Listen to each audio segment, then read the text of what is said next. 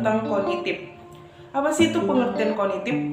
Pengertian kognitif merupakan suatu aktivitas mental yang membuat suatu individu mampu mengembangkan, menilai, membangun, dan mempertimbangkan suatu peristiwa, sehingga individu tersebut mendapatkan pengetahuan dari apa yang mereka pelajari. Kognitif ini sering sekali dengan tingkat kecerdasan seseorang yang mampu menghasilkan atau membangun sebuah ide pada saat belajar dan memecahkan masalah. Pengertian kognitif yaitu bagaimana seorang anak dapat beradaptasi dengan objek dan kejadian peristiwa yang mereka hadapi.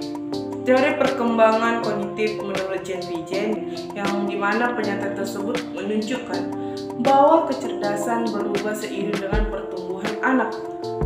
Perkembangan kognitif seorang anak bukan hanya tentang memperoleh pengetahuan, anak juga harus mengembangkan atau membangun mentalnya. Dalam teori kognitif juga ada yaitu ranah dan aspek kognitif.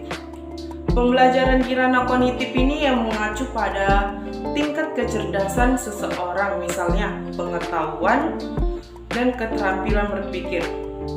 Untuk mengukur tingkat kecerdasan seorang di lingkungan sekolah, biasanya diadakan ujian, yaitu ujian ataupun evaluasi. Baik, selanjutnya kita masuk pada teori belajar kognitif. Teori belajar kognitif merupakan suatu teori yang lebih mementingkan proses belajar daripada hasilnya. Teori ini menyatakan bahwasanya pada proses belajar, seseorang tidak hanya memfokuskan pada hubungan yang dilakukan antara stimulus dan respon, tetapi juga bagaimana perilaku yang dilakukan ketika belajar atau mencapai tujuan dalam belajarnya. Adapun prinsip pada teori belajar kognitif dalam pembelajaran adalah sebagai berikut.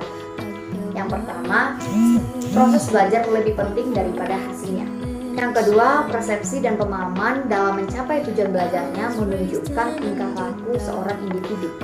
Yang ketiga, materi pembelajaran dipisah dalam komponen kecil lalu dipelajari secara terpisah. Yang ketiga, keaktifan siswa dalam mengikuti pembelajaran merupakan keharusan.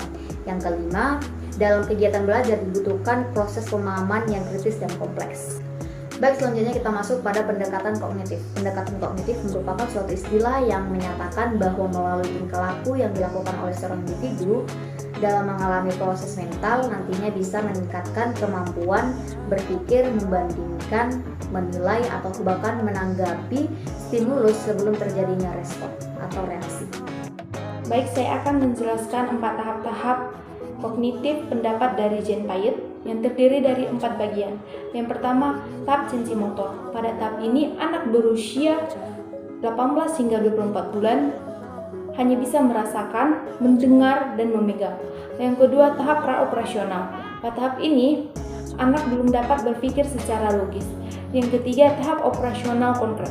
Pada tahap ini, anak sudah bisa berpikir secara logis, tetapi tidak dapat memisahkan antara ide dengan pemikiran. Yang keempat atau yang terakhir adalah tahap operasional formal. Pada tahap ini, anak sudah dapat berpikir secara logis dengan berpikir secara sistematis. Baik, di sini saya akan menerangkan fungsi kognitif.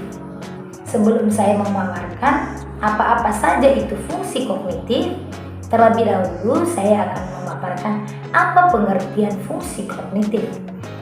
Pengertian fungsi kognitif ialah seseorang yang mampu dan mudah bergaul di dalam lingkungan. Nah, di dalam fungsi kognitif ini memiliki 5 fungsi.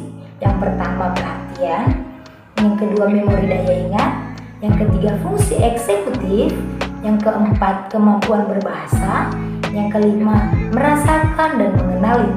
Terlebih dahulu saya akan memaparkan apa itu perhatian. Perhatian ialah seseorang yang berfokus pada satu patokan saja. Yang kedua, memori daya ingat.